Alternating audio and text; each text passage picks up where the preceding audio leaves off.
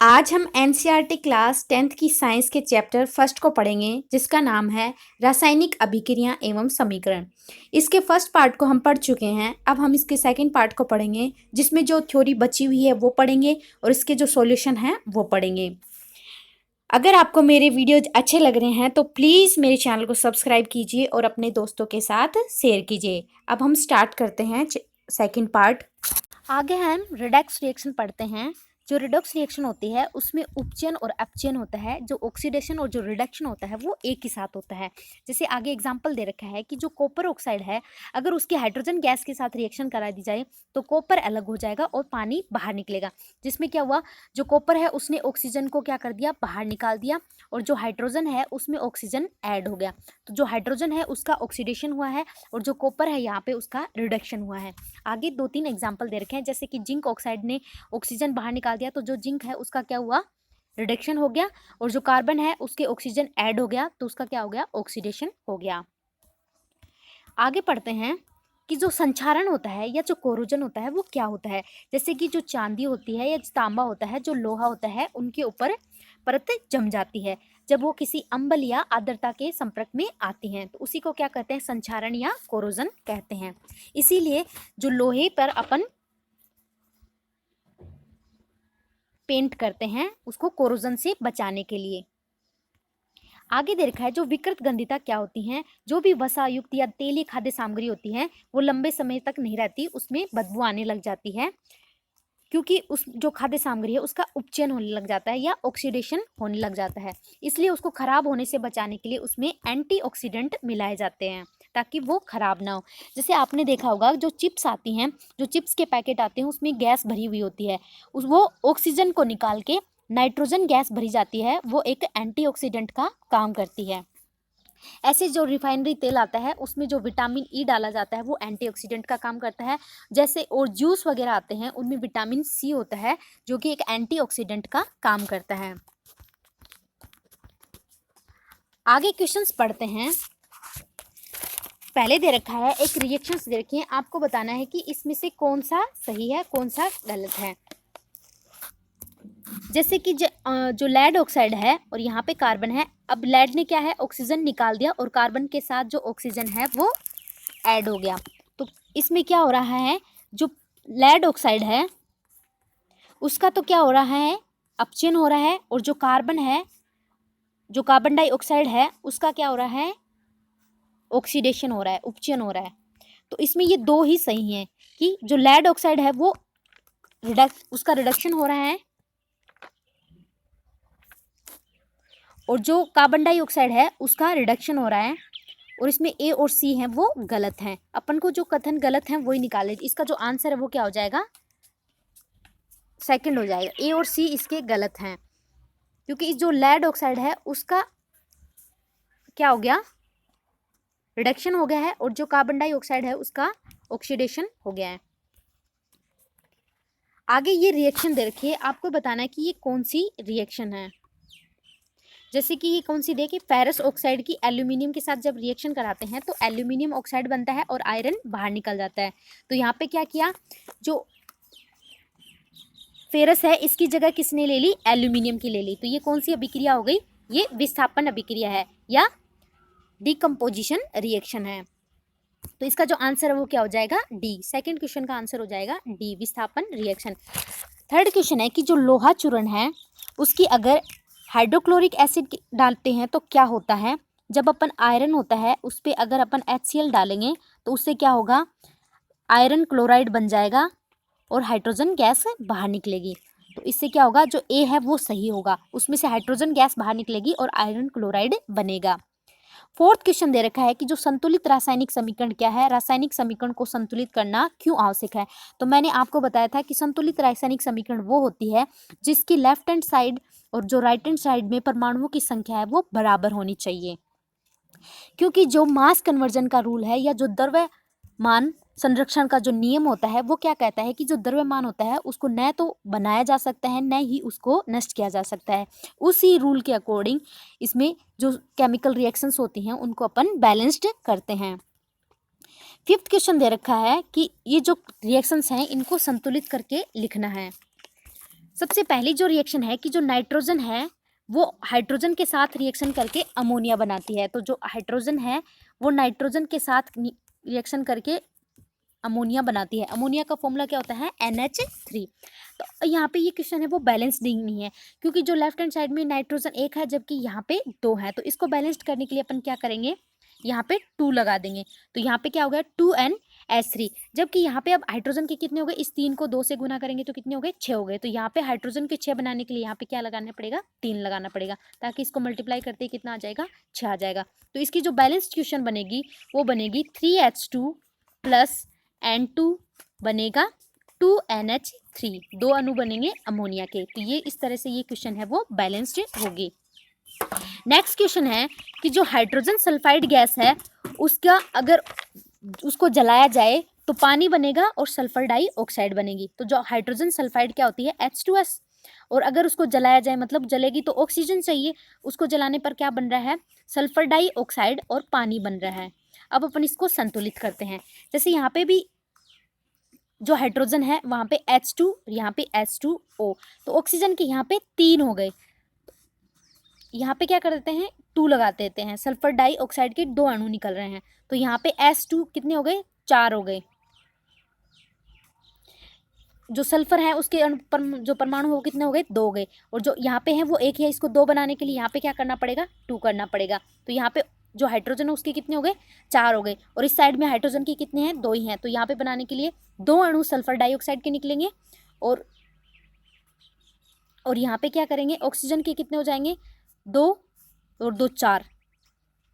तो यहाँ पे 4 अपन पानी के नहीं बना सकते, तो यहाँ पे 4 लिखना पड़ेगा। तो यहाँ पे कितना बनेगा? 6। तो इसकी जो बैलेंस्ड क्वेश्चन बनेगी वो बनेगी 2H2S plus 3O2, 2SO2 sulphur dioxide और 4 पानी के अणु बनेंगे। तो इस तरह से जो सेकंड क्वेश्चन है उसकी जो बैलेंस्ड क्वेश्चन है वो ये बनेगी।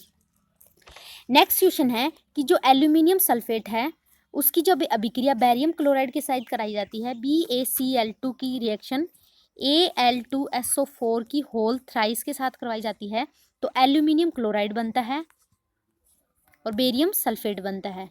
तो इसकी जो बैलेंस्ड समीकरण होगी वो बनेगी, यहाँ पे 3 अणु लेंगे बेरियम क्लोराइड के, और इसकी अगर एल्यूमिनियम सल्फेट के साथ रिएक्शन कराएंगे तो यहाँ पे 2 अणु बनेंगे एल्यूमिनियम क्लोराइड के और 2 ही अणु बेरियम सल्फेट के बनेंगे।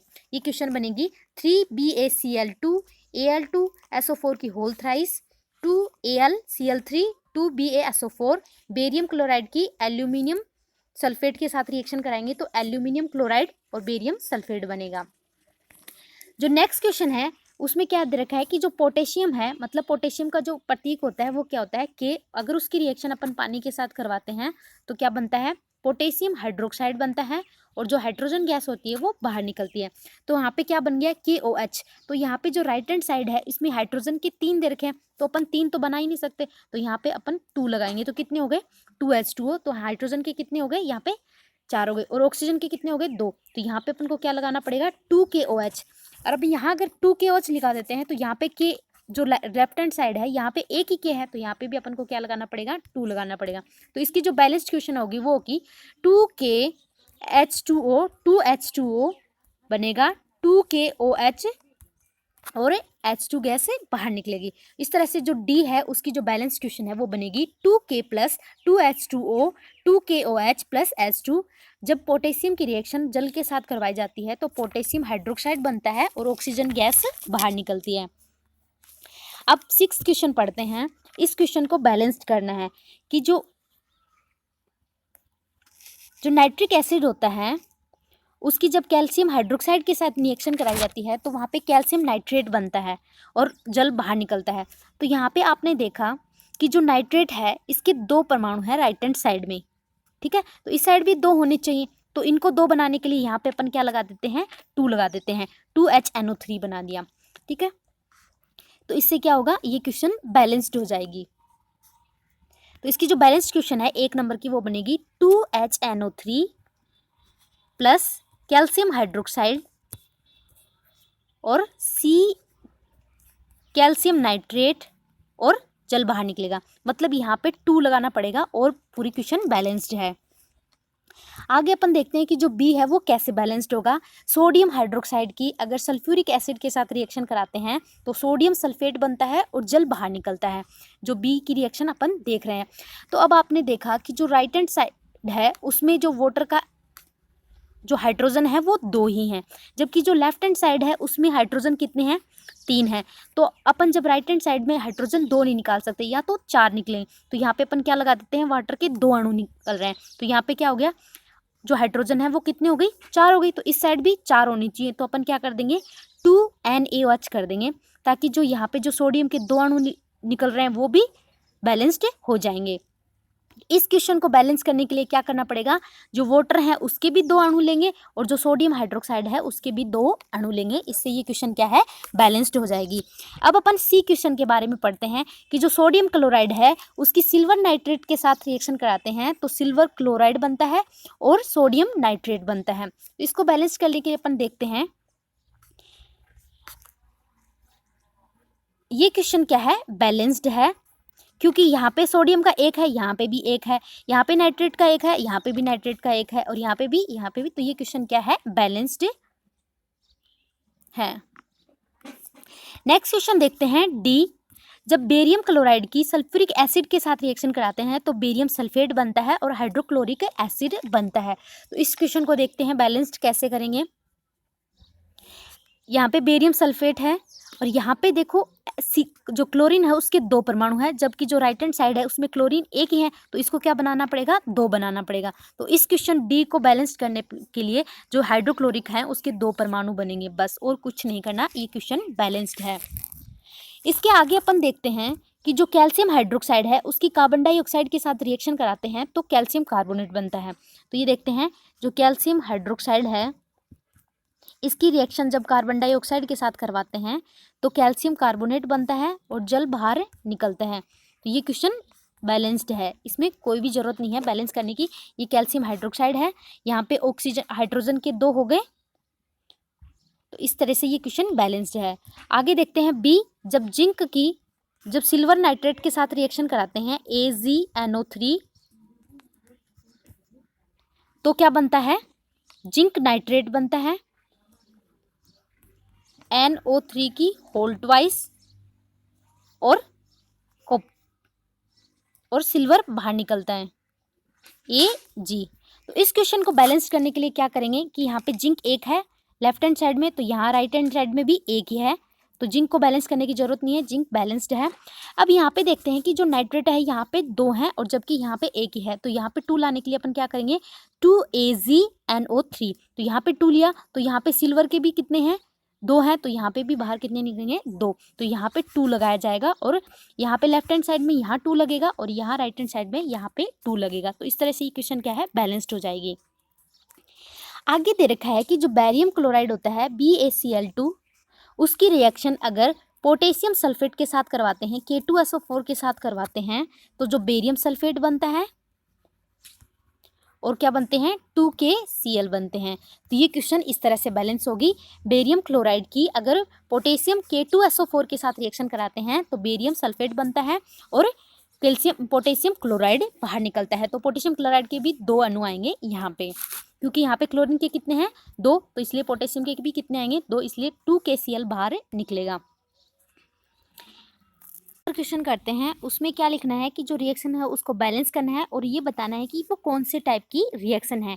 पहले दे रखा है कि जो पोटेशियम जो ब्रोमाइड होता है 2KBr उसकी बेरियम आयोडाइड के साथ जब रिएक्शन कराते हैं तो क्या बनता है, पोटेशियम आयोडाइड बनता है और बेरियम ब्रोमाइड बनता है।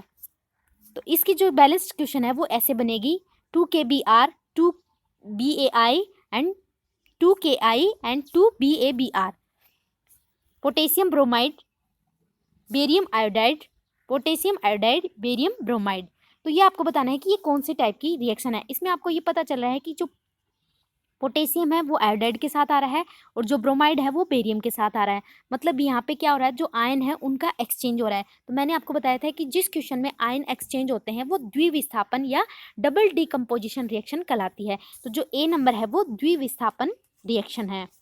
अब आगे बी नंबर पढ़ते हैं कि जो जिंक कार्बोनेट होता है ZnCO3 कि जब रिएक्शन होती है तो वो क्या बनता है, zinc oxide plus carbon dioxide बनते हैं। इसमें क्या हो रहा है, एक अभिकारक से क्या बन रहे हैं, दो उत्पाद बन रहे हैं। तो ये कौन सी टाइप की रिएक्शन हो गई, ये एक संयोजन रिएक्शन है या कॉम्बिनेशन रिएक्शन है।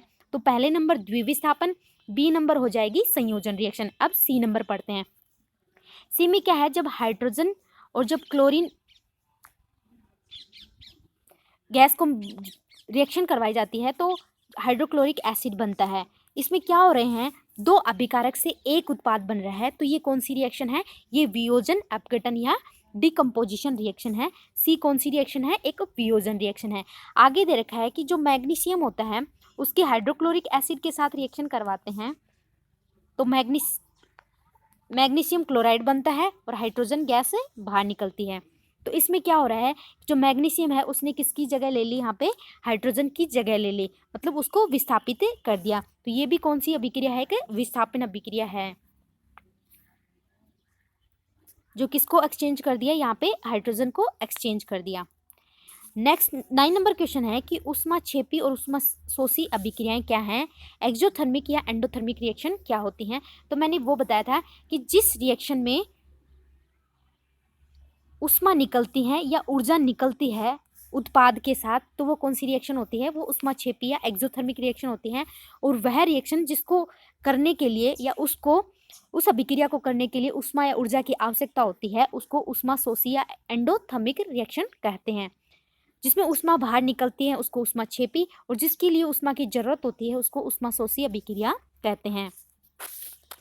शोषण को ऊष्माक्षेपी अभिक्रिया कहते हैं, क्योंकि जब जो ग्लूकोज होता है वो टूटता है तो कार्बन डाइऑक्साइड गैस बनती है और पानी भी बनता है। तो इससे क्या होता है, और साथ में ऊर्जा भी बाहर निकलती है, और जिस रिएक्शन में ऊर्जा बाहर निकलती है तो वो ऊष्माक्षेपी अभिक्रिया कहलाती है।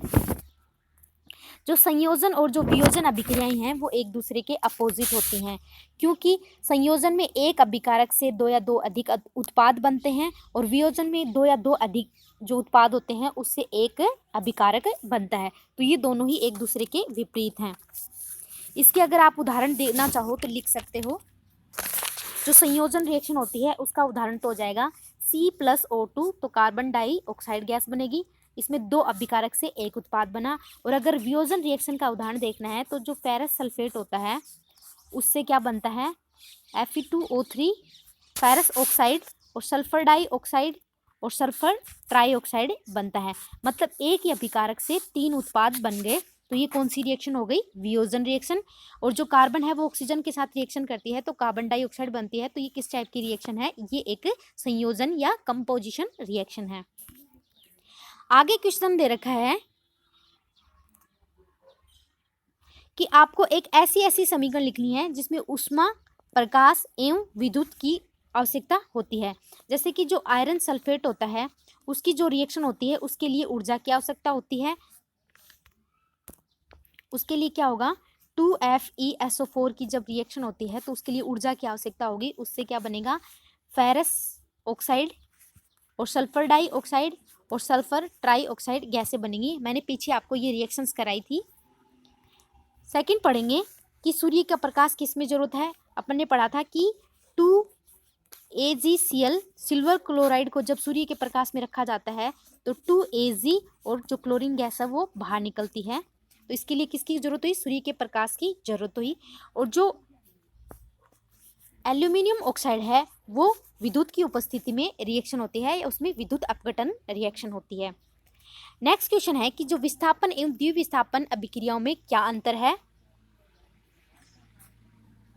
जो विस्थापन अभिक्रिया होती है, मैंने भी आपको बताया कि जो डी नंबर है, जैसे कि मैग्नीशियम है, उसकी जब हाइड्रोक्लोरिक एसिड के साथ रिएक्शन करवाते हैं तो वो बनता है MgCl मैग्नीशियम क्लोराइड और हाइड्रोजन गैस बाहर निकलती है। तो ये कौन सी रिएक्शन है, एक विस्थापन अभिक्रिया है। और जो ए नंबर है वो द्विविस्थापन अभिक्रिया है, जिसमें क्या होते हैं, वो जो आयन है वो एक्सचेंज हो रहे हैं। तो आयन कैसे एक्सचेंज हो रहे हैं, जो पोटेशियम है वो किसके साथ ऐड हो रही है, आयोडाइड के साथ ऐड हो रही है, और जो बेरियम है वो ब्रोमाइड के साथ। तो यहाँ पे आयन एक्सचेंज हो रहे हैं, तो ये एक द्विविस्थापन रिएक्शन है। नेक्स्ट क्वेश्चन दे रखा है कि सिल्वर शोधन में सिल्वर नाइट्रेट के विलयन में सिल्वर प्राप्त करने के लिए कॉपर धातु द्वारा विस्थापित किया जाता है। इस अभिक्रिया को लिखिए कि जो सिल्वर नाइट्रेट होता है जैसे AgNO3 जब कॉपर धातु के साथ रिएक्शन करता है तो क्या बनता है, कॉपर नाइट्रेट बनता है और सिल्वर बाहर निकल जाती है। ये इसकी रिएक्शन होगी। नेक्स्ट 15 नंबर है कि जो अवक्षेपण अभिक्रिया होती हैं वो क्या होती हैं। जैसे कि अपन रिएक्शन पढ़ते हैं कि जो सोडियम सल्फेट है Na2SO4 उसकी बेरियम क्लोराइड के साथ जब रिएक्शन कराते हैं तो बेरियम सल्फेट बनता है और सोडियम क्लोराइड बनता है NaCl। जो बेरियम जो सल्फेट होता है वो जल में अविलय होता है, वो एक अवक्षेप के रूप में इसका निर्माण हुआ है। तो ये रिएक्शन कौन सी होती हैं, अवक्षेपण रिएक्शन होती हैं। आगे पढ़ते हैं कि ऑक्सीजन के योग और ह्रास के आधार पर निम्न पदों को व्याख्या कीजिए और प्रत्येक के 2 उदाहरण लिखिए। अपन पढ़ेंगे ऑक्सीडेशन और रिडक्शन, उपचयन और अपचयन की। इसके आपको 2 एग्जाम्पल भी लिखने हैं। जैसे कि जो जिंक ऑक्साइड है उसकी अगर कार्बन के साथ रिएक्शन कराई जाती है तो जिंक कार्बन मोनोऑक्साइड बनती है। तो यहाँ पे जो जिंक है उसमें ऑक्सीजन की कमी हो रही है तो इसका क्या हो रहा है, अपचयन हो रहा है। और ये जो कार्बन है उसमें ऑक्सीजन ऐड हो रहा है तो इसका क्या हो रहा है, उपचयन या ऑक्सीडेशन हो रहा है। इस तरह से आप एग्जाम्पल लिख सकते हैं।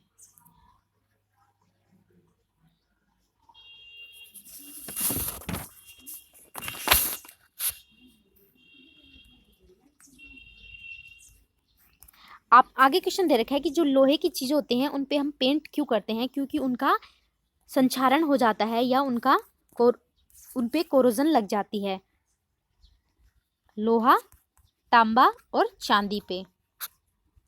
आगे दे रखा है संक्षारण और विकृत गंधिता क्या होती है, ये मैंने आपको अभी बताई थी। अब इसके क्वेश्चंस करेंगे। अब हम इसके क्वेश्चंस करते हैं। पहला क्वेश्चन दे रखा है, आपको बताना है कि इसमें से सही कौन से हैं। पहला दे रखा है कि जो रासायनिक अभिक्रिया के समय किसी एक तत्व का परमाणु दूसरे तत्व के परमाणु में नहीं बदलता है, तो ये सही है। नेक्स्ट दे रखा है कि किसी रासायनिक अभिक्रिया में परमाणु के आपसी आबंध के टूटने और जुड़ने से नए पदार्थ का निर्माण होता है, तो ये भी सही है। तो इसका जो आंसर है वो क्या हो जाएगा, 1 और 2 दोनों ही सही हैं। नेक्स्ट क्वेश्चन है कि किसी पदार्थ का उपचयन या ऑक्सीडेशन होता है यदि उसमें ऑक्सीजन की वृद्धि होती है, उसका ऑक्सीडेशन होता है। और जिसमें ऑक्सीजन की कमी होती है उसका रिडक्शन या अपचयन होता है। नेक्स्ट क्वेश्चन है कि जो ऑक्सीडेशन होता है उसके कारण ये कि इसमें से सही कौन सा है। दे रखा है कि जो कैल्शियम जो हाइड्रोक्साइड होता है उसको बिना बुझा चूना कहते हैं, तो ये गलत हो गया क्योंकि इसको बुझा हुआ चूना कहते हैं, जबकि बिना बुझा हुआ चूना कैल्शियम ऑक्साइड को कहते हैं। तो पहला तो गलत हो गया। दूसरा दे रखा है कि जो बुझे हुए चूने के विलयन में दीवार की सफेदी करने पे 2-3 दिन बाद दीवारों पर कैल्शियम कार्बोनेट का निर्माण होता है, क्योंकि जब अपन सफेदी करते हैं तो वो कैल्शियम हाइड्रोक्साइड की करते हैं और उसकी जब रिएक्शन कार्बन डाइऑक्साइड से होती है तो वो क्या बनाता है, कैल्शियम कार्बोनेट बनाता है और हाइड्रोजन गैस बाहर निकलती है, जल बाहर निकलता है। तो इससे जो कैल्शियम कार्बोनेट बनता है वो एक संगमरमर है जिससे क्या होती है, दीवारों पे चमक आती है। तो इसका जो आंसर है वो क्या होगा, केवल 2 ही सही है। आगे दे रखा है जो रेसिपिरेशन होता है या जो श्वसन होता है इसमें से कौन सी रिएक्शन है। तो मैंने आपको बताया था ये क्वेश्चन बहुत ज़्यादा इंपॉर्टेंट है। जो श्वसन होता है वो ऊष्माक्षेपी अभिक्रिया होती है और जितनी भी सब्जियों वगैरह होती हैं जो कंपोस्ट बनती है उसमें भी कौन सी रिएक्शन होती है, ऊष्माक्षेपी या एक्सोथर्मिक रिएक्शन होती है। क्योंकि इस रिएक्शन में अभिक्रिया जो एनर्जी होती है, जो ऊष्मा होती है वो निकलती है और जो ऊष्मा शोषी अभिक्रिया है वो अभिक्रियाएं जिन अभिक्रियाओं को होने के लिए ऊष्मा की जरूरत पड़ती है वो खुद ऊष्मा लेती हैं, तो वो कौन सी अभिक्रिया होती हैं, वो एंडोथर्मिक होती हैं। संयोजन अभिक्रियाएं वो होती है जिसमें जो अभिकारक होता है वो तो जो अभिकारक होते हैं वो 2 होते हैं, 2 से अधिक होते हैं और जो उत्पाद होता है वो 1 बनता है। जैसे कि जब कार्बन की ऑक्सीजन के साथ अभिक्रिया जारी जाती है कार्बन डाइऑक्साइड बनता है। जो वियोजन अभिक्रिया होती है उसमें जो अभिकारक होता है वो तो 1 ही होता है। जैसे कि फेरस सल्फेट की जब रिएक्शन होती है तो वो फेरस ऑक्साइड और सल्फर डाइऑक्साइड और सल्फर ट्राइऑक्साइड में टूटता है, जिसमें क्या होता है, अभिकारक तो 1 होता है और उत्पाद 3 होते हैं। तो ये कौन सी अभिक्रिया होती है, ये डिकम्पोजिशन या वियोजन अभिक्रिया होती है। इस तरह से ये जो चैप्टर है वो कंप्लीट होता है। Thank you. अगर आपको मेरे वीडियोज अच्छे लग रहे हैं तो प्लीज़ मेरे चैनल को सब्सक्राइब कीजिए और अपने दोस्तों के साथ शेयर कीजिए। Thank you.